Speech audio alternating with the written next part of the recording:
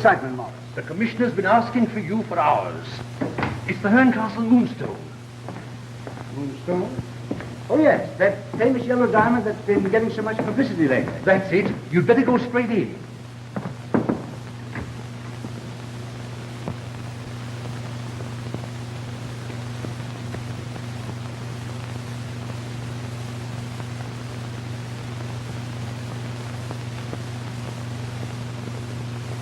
Wasn't this diamond supposed to have come from India, sir? Stolen from a sacred idol or something? Yes. I'm not particularly superstitious, but this wretched thing's worth a fortune. And now someone's died and left it to old Verena's daughter. The papers are full of the story. And by this time, every thief in England knows that Franklin Blake is taking it to her at Verena Manor, 40 miles from nowhere in the wilds of Yorkshire. It's certainly asking for trouble, and they'll probably get it. I know Sir John Verena very well. Dreamy old scientist. So busy laboring for humanity's sake that he's let his affairs go to rack and ruin. In fact, he's practically broke. Too busy, I suppose, even to take the ordinary precautions about the Moonstone. Exactly. And that's what worries me. Of course, it isn't the business of Scotland Yard to go about warning people who are foolish enough to make themselves targets for all the thieves in the country. But Sir John's different. He's an old friend of mine. It's a personal matter. I understand, sir. But surely Franklin Blake will take every precaution. He's a very clever young lawyer, sir. Yes, Scout, I know. But I don't want him to take any chances. That's why I've sent for you. Thank you, sir. Now, you get in your car quietly. Drive up there and have a talk with Blake and Miss Verena. Strictly unofficially, of course. I understand. You tell them some of our experiences with these famous jewels that have a way of leaving nothing but disaster in their paths. Very good, sir. Is that all, sir? That's all. Good night, Captain. Thank you, sir. Good night, sir.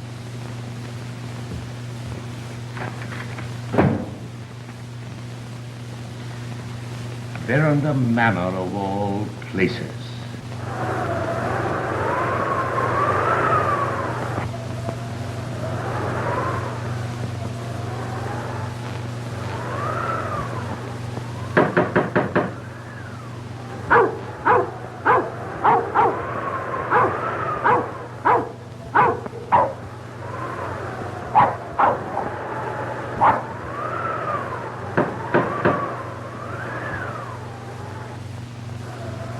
Sir John Verena, please.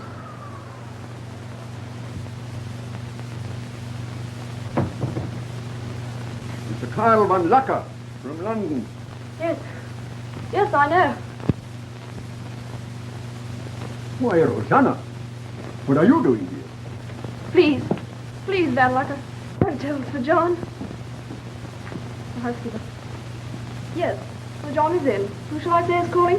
Mr. Van Lacker from London. Is Sir John expecting you? No, but I'm sure he'll see me. Very good, sir. Come this way.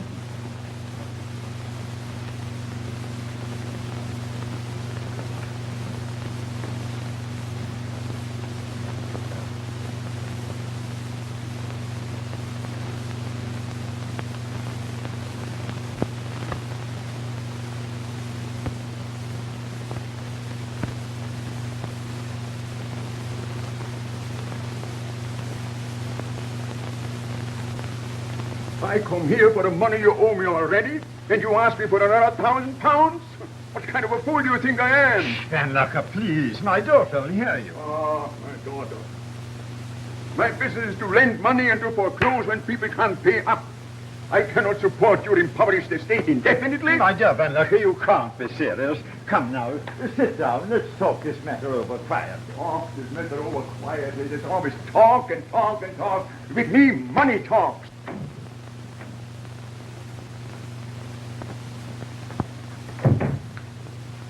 He doing here again? Sir John don't know it, but he's a double-dyed scoundrel, he is. Careful, Beatrice. Miss Anne's in her studio. She'll hear you. I know, Dr. Jennings. But it makes me that furious. Mark my words, no good will come of it. Anne, I want to talk to you. How soon are you going to finish? I'm almost finished. I've done this room over 7 times since Frank went away. Now I'm satisfied. He'll love it. Franklin Blake. You know, you'll never be happy married to him. Oh, don't be silly. Anne, you know I love you. I always will. And Oh, someday... Betteridge, be careful. You smudge my paint barging in like that. Well, I don't think much of it anyhow. Oh, Mr. Godfrey, I never thought as I'd bring up a child with no more sense than to go messing about with paintbrushes and things. You old darling. Betteridge never will grow up to appreciate our modern art. Art, you call it? Ah, it gives me the willies. Be careful now. Heavens, it's getting late. I've got to put these in Frank's room. So, do you mind crawling back into your book, you handsome worm? A worm. Not a very elevating comparison. Don't be an idiot. You're my cousin, aren't you? And a very noble one, too.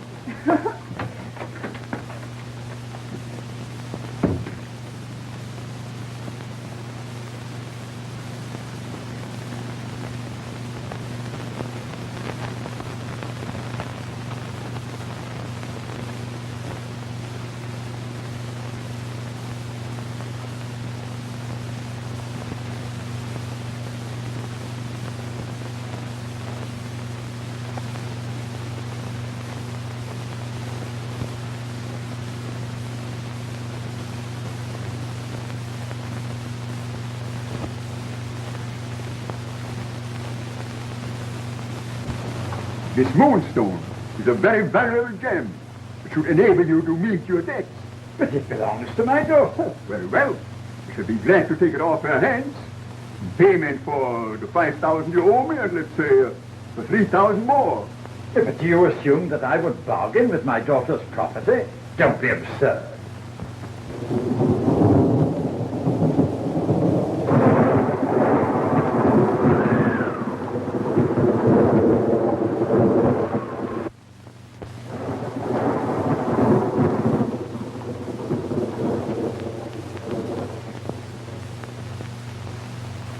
Oh, I do hope it stops raining before Mr. Frank. Has Henry left for the station, Rosanna? Yes, miss, some time ago. Won't it be good to see Mr. Franklin again? After a whole year. Of course it will. Is it really true, miss, that he's bringing the famous Moonstone? Why, yes. I'll be the envy of every girl in England. It's terribly valuable, isn't it? Mr. Frank writes it's worth at least £30,000. £30,000? Isn't that wonderful? £30,000. I give you 48 hours to pay up, or out you go. But Van Locker... That's final. Yeah, but you've given me no reasonable warning, no notice.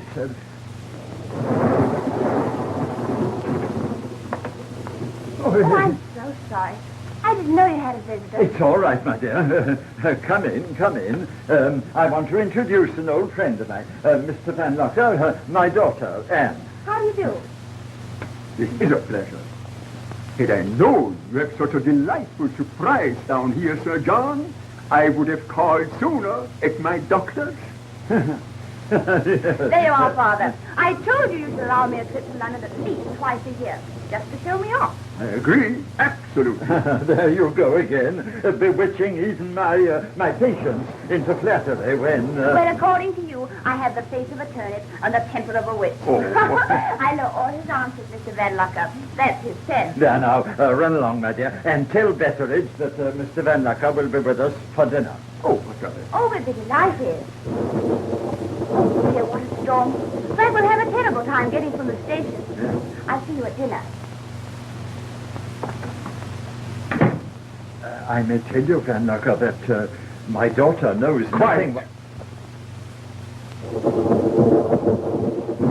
What a night for a man to be on the road with a valuable gem. Anne, isn't this Van Lucker the notorious moneylender who figured in the theft of the Wallingford pearls 2 years ago? Possibly. But you know Father. He's a darling. But if there's any trouble around within 1,000 miles, he's sure to make friends with it.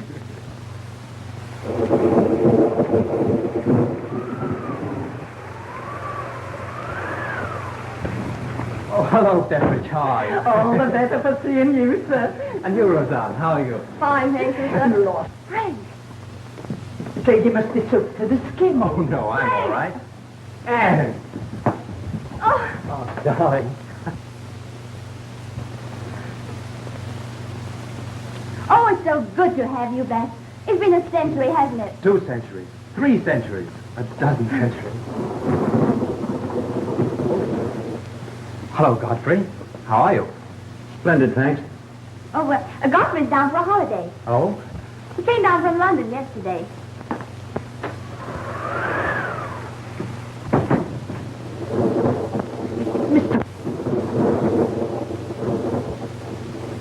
Would Mrs. Betteridge be kind enough to direct me to my master's room? Henry, Mr. Franklin will occupy the same room.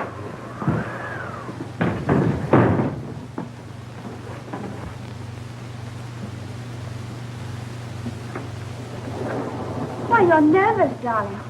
You're not ill, are you? Oh, it's nothing. I'm just worn out trying to sleep with one eye on this thing. There.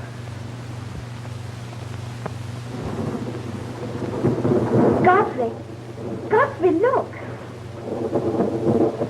I had it mounted for you in Bombay. Oh, it's the most exquisite thing I've ever seen. Good Lord, it's as big as an egg. Look, Godfrey. It changes color with the reflection of the light. Yes, it's called the Moonstone. You see, the luster grows and lessens with the waxing and waning of the moon, when there is a moon.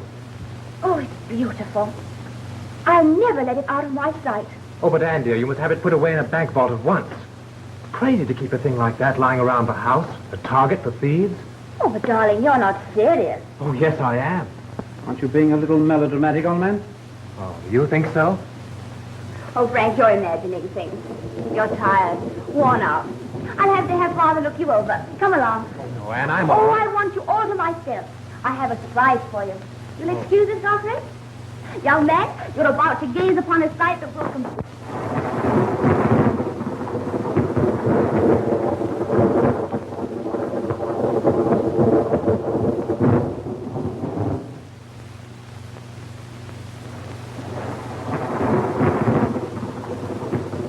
Oh, Godfrey, will you turn on the wireless? Get Paris or Daventry. They have such splendid programs. I'll try, but the storm might interfere. Why, son, the stone is so beautiful. It almost hypnotizes me. It is beautiful, isn't it? May I? Certainly. The coloring is magnificent. I've never seen such perfection in any stone. Frank says it's perfect. There you are, my dear. Thanks, Godfrey. Oh, what a night to go back to London. Oh, but you can't think of leaving in this storm. We'll be only too delighted to put you up. Oh, if it's not too much of an imposition. Oh, nonsense. Rosetta, we'll put Mr. Van Lucker in the room adjoining Mr. Godfrey's. Yes, miss. I tell you, your nerves are out of order. What you want, a ton, a good ton. They're at it again. Frank loves to see his father. What you need is sleep, plenty of sound sleep. And in your condition of nervous strain, nothing but medicine will help you to it. I'm sorry, sir, but a glass of ordinary hot milk and a good bed will turn the trick for me. Hey, what? Confound your impudence. Do you doubt my professional judgment? Oh, stop it, you old fuss budget.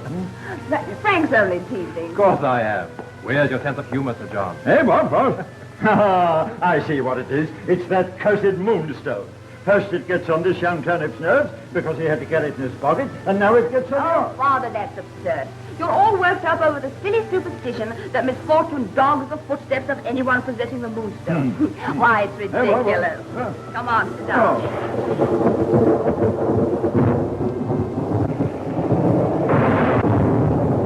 Oh, for God's What sort of foolishness is this? Turn up the lights. It's a storm. Switch it then. darling. What is it? The Moonstone. Someone's taken it. What? What? Oh, confound it. Someone get a light. Rosanna, Bentley. Candles are on the wireless, Godfrey. Are you there? Right, I have it. Anne, are you all right? Frank. Father. My dear, what is it? Come and sit down over here, dear. My child, what is it? What is it? Your light! More light! Are there any candles in the hall? Yes, sir. Yes, sir. Sweetheart, what happened? My dear. They snatched it. When the lights went out. But this is absurd. There was no one in the room but a group of friends.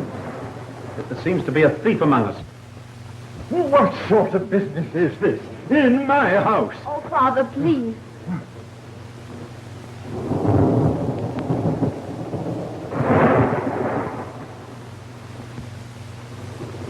Betteridge! Betteridge, what are you doing?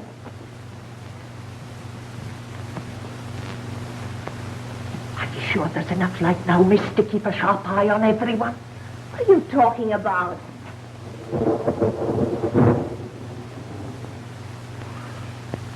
The Moonstone. I snatched it. Or you wouldn't have it now, miss. Lights don't go out for the sake of going out. And I got my suspicions. You old darling. You've been reading mystery novels again. Oh, she's an old idiot who got us into a mix-up like this. Get out, get out, get out. I've half a mind To give me my notice. Well, after saying it for 40 years, I've a good mind to accommodate you. And the sooner the better, the sooner the better. No, you can't mean that. You can't Now mean... will you be good? Oh, she's an impudent old wretch, but she knows I can't do without her, confound it. And you know you love it. You see? Even Betteridge.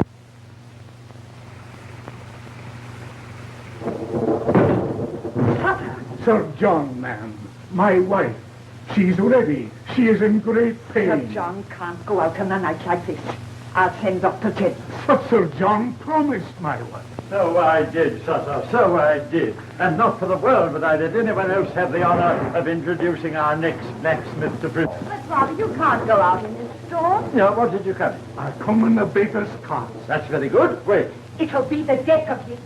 I dare say Dr. Jennings knows just as much about helping the stock as you do. Shut up. Ezra. But, Father, you already have a cold. You really have to go, Sir John. Send me Rosanna. Come along. Can't I go, Sir John? No. Get my bag ready. Betteridge. Mark my words, if you go out, Send me Rosanna. Might as well. Lovely.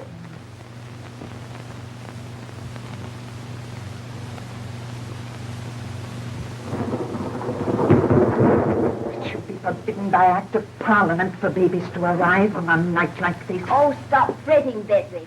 Father promised he wouldn't venture back until the storm cleared.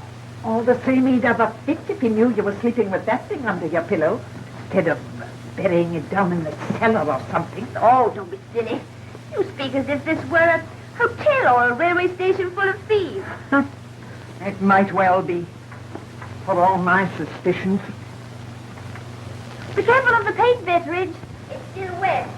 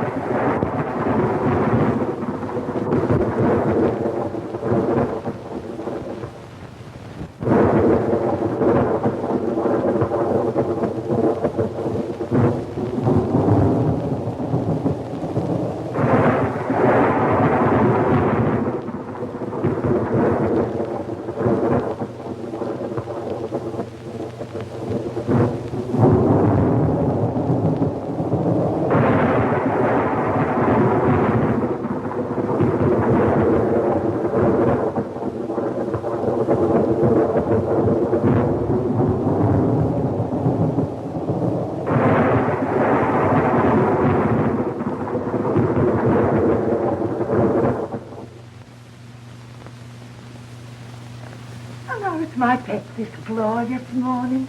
My, it's a treat to see the sunshine. What's the matter, dearie? The Moonstone. It's gone.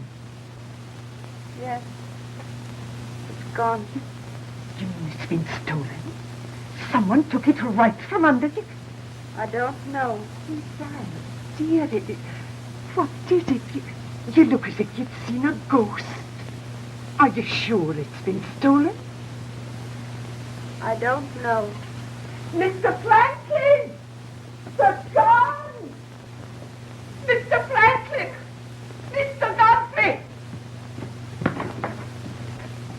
Mr. Franklin! What is it? What's happened? Is the house afire? Someone's robbed Miss Anne. They've stolen the Moonstone right from under her head. What? Why, that's impossible. Oh, is it? Sir John!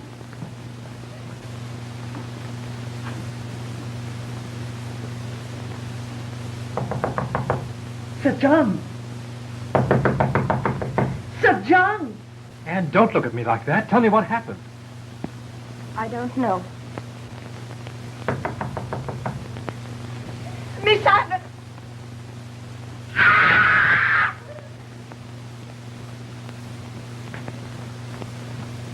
Miss Anne! Miss Anne! Dr. Jennings! Lord Bettridge, what is it? Father! Oh, Father! Father! It's murder. It's that cursed Moonstone. Dr. Jennings, quick. Oh, Ezra!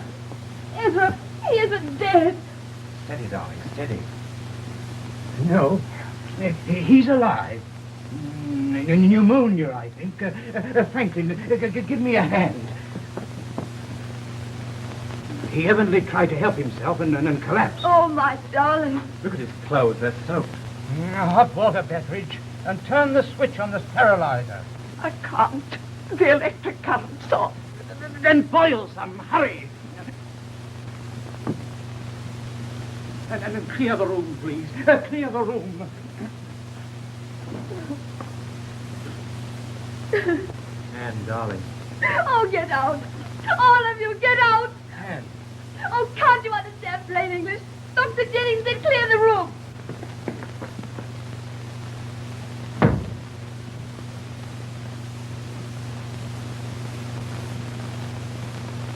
Oh, Ezra, hurry.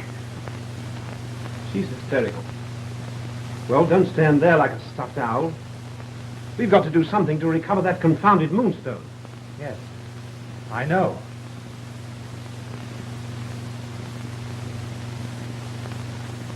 Scotland Yard.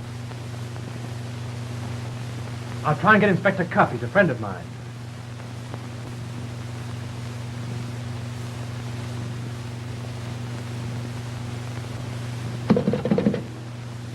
Hello. Hello. The line's dead. The storm must have blown the wires down. Hello? No use. I wish I could get Cuff. Mr. Franklin? There's a man downstairs from Scotland Yard. He says it's Inspector Cuff. Cuff? Come along, Godfrey. Good gracious me. It's like bringing rabbits out of a hat. There's nothing to do now but wait for the crisis. Oh, I can't leave him. Oh, but you must, Mike. Otherwise, I'll have you on my hands, too. I'll call you the moment there's any change.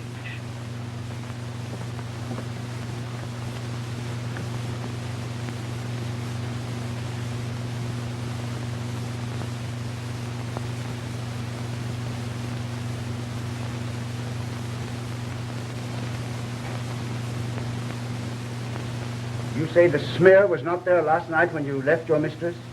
And that the paint was wet? Yes. Mr. Blake, you found all doors and windows securely locked from the inside? Yes, Godfrey and I checked them personally, Inspector. Then I must ask everyone here to submit to an examination of their personal belongings. Would you mean you think you'll find paint on some garment worn by the thief? Precisely. Sir, Do you mean to hint? Oh, we're not hinting anything, Betteridge. We're merely facing facts. The Moonstone's been stolen. We've got to find it. They start with my things, Inspector. Mine too, Inspector. Miss Anne? You are a police officer? Oh, Anne, this is Inspector Cuff from Scotland Yard, Miss Verinder. The inspector's a friend of mine. We appreciate your assistance, Inspector, but I will not permit an inspection of my personal belongings. As you say. Of course, Miss Verner. But I'd like to ask one question. Do you happen to know anything about this smear of paint on the door? Might you have done it by accident yourself? I know nothing about that. Anne, darling.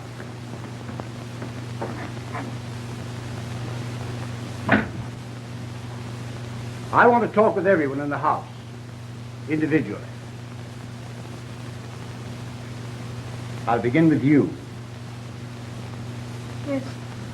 In here, sir? No, down in the drawing room. Yes.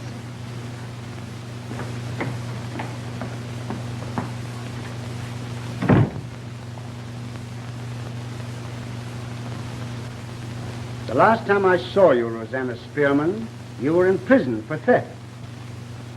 Yes, sir. That was...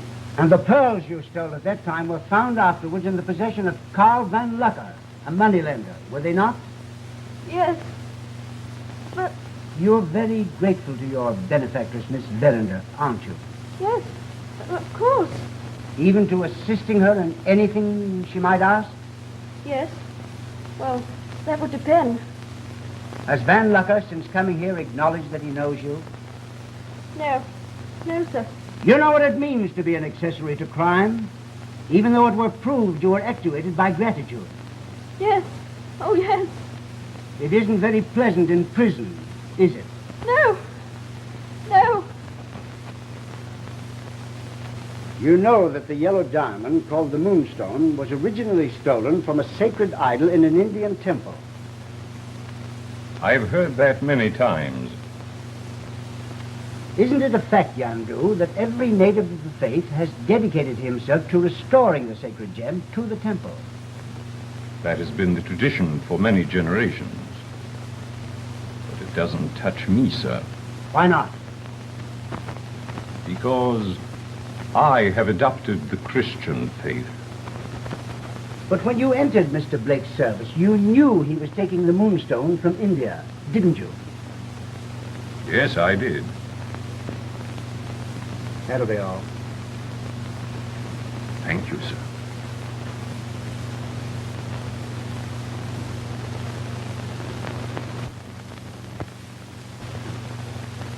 Mr. Blake tells me you're a dealer in rare books. That is correct. Rather a losing business these days, isn't it? Yes, when one refers to it as a business. Fortunately, my private income is sufficient to dub it a hobby. During depression. Oh, you have a private income. But surely it must have diminished considerably with those terrific losses you've been suffering lately by gambling. What? Yes. Well, that's my private affair, which can't possibly have any bearing on this situation. No, of course not. But if you were better fixed financially, you'd feel more at liberty to urge Miss Verinder to marry you. Well, I hadn't looked at it in that light. But it's an idea. Now, he owes me £5,000, and I came here to collect her for clothes. On account of that storm last night, I happened to be under this roof when the Moonstone disappeared. Now, I suppose now you're going to ask a lot of crazy questions about me. Go ahead. I am a good listener. Yeah. Have a cigar. Thank you. Just 2 questions, Lucker. Only 2? Well, let me off easy, huh? Do you happen to know if Miss Verinder is aware of her father's business with you? No. I don't think so. The old fool said she isn't. Why didn't you acknowledge that you knew Rosanna Spearman, the housemaid, when you entered this house? Why should I do anything to make it hard for that poor little kid who wants to go straight? I never knew you to be brimming over with the milk of human kindness, Van Lucker. I imagine there are a lot of things you don't know about me. Is that all? That's all, for now. Thanks. You're welcome. Sir John was called out last night. Yes. What time do you think he returned? Oh, I should say between midnight and 2 o'clock. Your real name isn't Jennings. It's Crofton, isn't it? How did you discover that? Yeah, it's my business to remember faces. And you were a pretty big man in your profession 20 years ago. Yes, as you probably know, there was a great tragedy in my life. It was only with Sir John's help that I was able to overcome it. You're assisting him with your knowledge of drugs and the compounding of his new anesthetic, aren't you? Yes. You know that Sir John is in financial difficulty, and that the value of the Moonstone might help to put him back on his feet. I'm not familiar with the doctor's private affairs. Now, perhaps if you'll excuse me, Inspector, I'd better get back to Sir John. Naturally, your patient comes first, Doctor. But I'll expect to resume this talk later. Yes.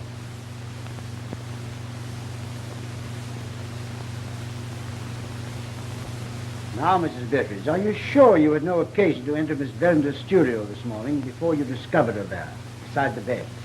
No. You didn't go in there, say, to dust or wipe things off? No. Well, do you know anything about Sir John's financial affairs? No. And you can't make me answer any more questions, you nosy old owl. Now, for a pretty woman, Mrs. Oh, Beatrice, you can't get round me with your soft soap.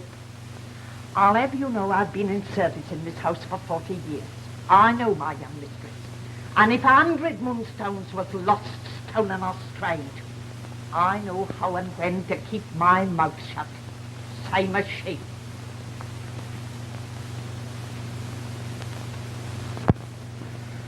I'm cold. What is it, Doctor? Shh. He's delirious. He's been muttering things I think you should hear.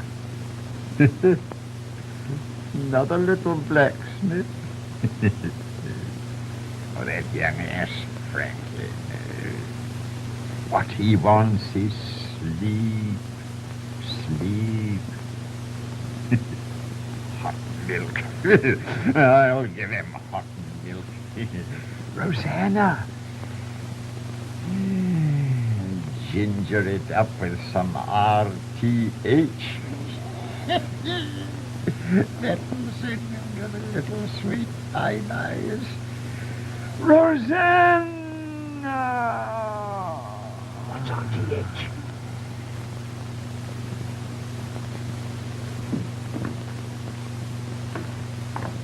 what is this RTH? It's a powerful drug to induce sleep and calm the nerves. Yes? On the other hand, a slight overdose might produce a strange stimulating reaction. Now, last night, I saw Rosanna take Franklin a glass of hot milk. Now, it's quite possible that such a... Dad, I see what you mean. Get Mr. Blake and Miss Verinder. Hurry. Wait, Betteridge, wait, Betty. I have a plan, but it involves a scientific problem, which I will explain to you later. Tell Miss Anne to come here as soon as she can, without letting Mr. Franklin be aware of it. Miss Verinder can be of great use to us, as I will explain to you later, if you agree with my idea.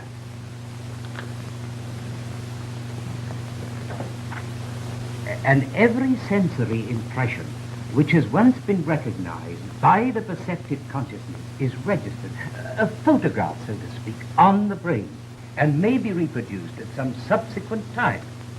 Although there may be no consciousness of its existence in the mind during the intermediate period. Do you mean to say that if we gave Blake another dose of this, enough to produce the stimulating reaction, that he'd repeat what he did last night? That he'd do everything he's totally unaware of now? Would he take a substitute for the Moonstone and do exactly with it what he did with the real one last night? There's no telling. It's just an experiment. What do you think, Inspector? I'd say try it. Certainly. By all means. Jennings, mark my words, you're going to make a fool of somebody. Unlike as not it's yourself. Oh, quiet, Bettridge. I can't guarantee to produce identical reactions because I don't know exactly how much of this Sir John gave him. There's no danger, Doctor. Oh, no, it's only dangerous if it becomes a habit. Sounds to me like DTs. Oh, Bettridge. How are we going to give it to him without his knowledge? Well, that's simple. Betteridge will conveniently remember his hot milk. Heavens knows he'll need it after a day like this. Come on, darling. Oh, it's just ridiculous. I never heard of such a thing in all my life. And while you're about it, Doctor, could you give a good stiff sleeping potion to Mrs. Betteridge?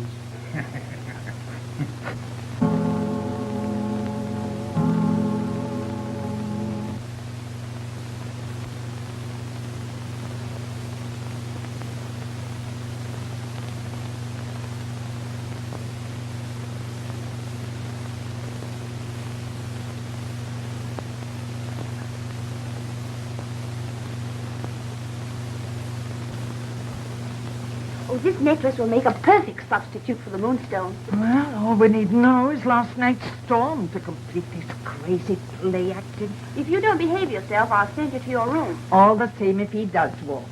I bet my Sunday bonnet he goes straight to... Where? Where would a man be going in the middle of the night?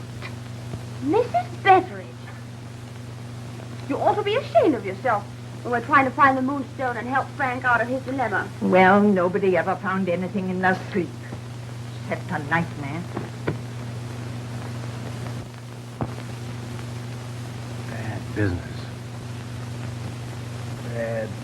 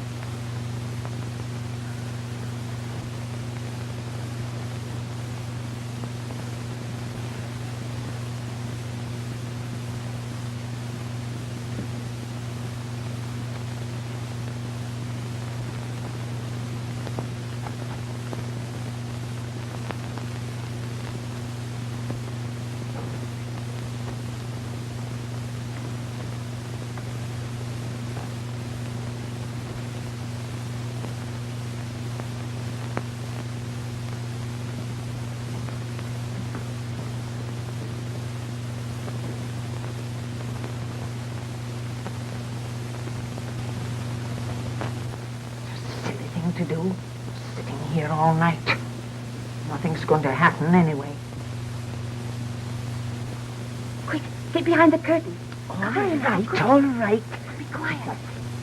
Stupid thing to do.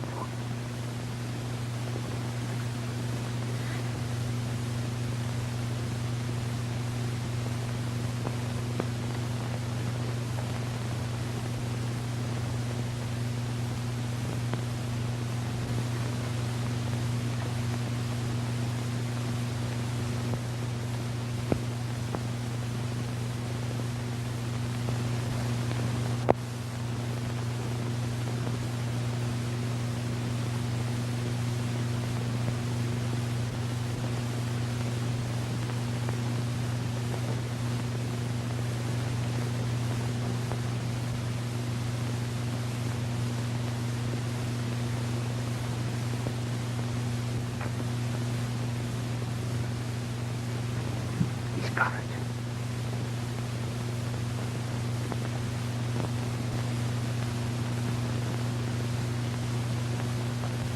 Betteridge, my robe. Failing. He'll never lead us to the Moonstone. Maybe he'll snap his toe. That'll keep him awake.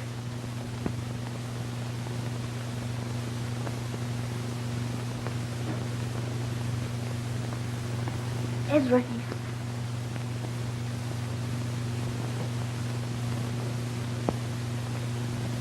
I knew.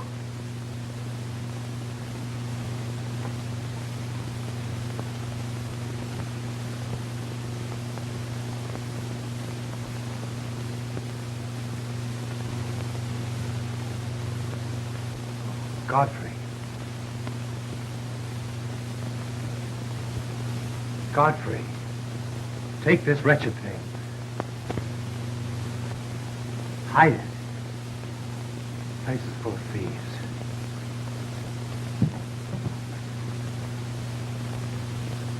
He's gone to sleep. Godfrey!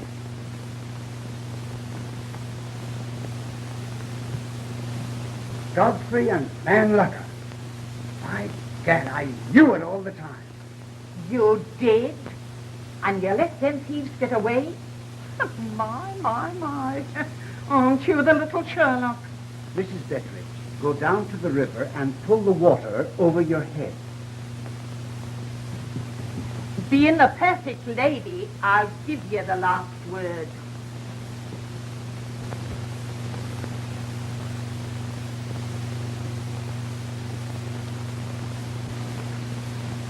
Your reservations for Holland, sir, according to your telegram. Did you wire Amsterdam? Yes, sir. De Groot phoned half an hour ago to say that he could cut the stone immediately. Have you got it, sir? No. Godfrey Abelwhite is bringing it. His train was due half an hour ago. He ought to be here any moment. Speaking of the devil, let him in.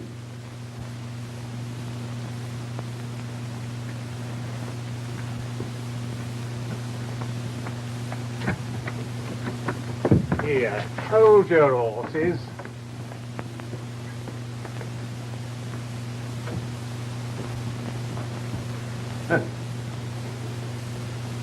Why, Inspector Cuff. You made good time from Yorkshire, didn't you, Van Lucker? Holland, eh? Here, wait a minute. Robin, let Mr. Godfrey Abelwhite in.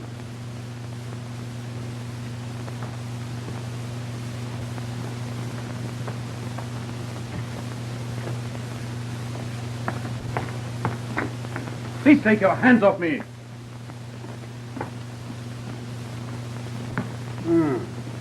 15,000 pounds. Well, just about enough to put you securely on your feet again, Mr. Abelwhite. It would have been. If it hadn't been for Mr. Van Lucker. Oh, listen here, I don't know anything about... Shut up. Come on. Let me have it.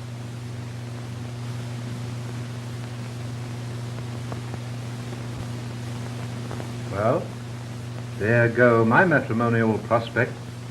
Priceless. Magnificent. You gentlemen are not trying to sell this to me by any chance, are you? All right, Robbins. Take him away.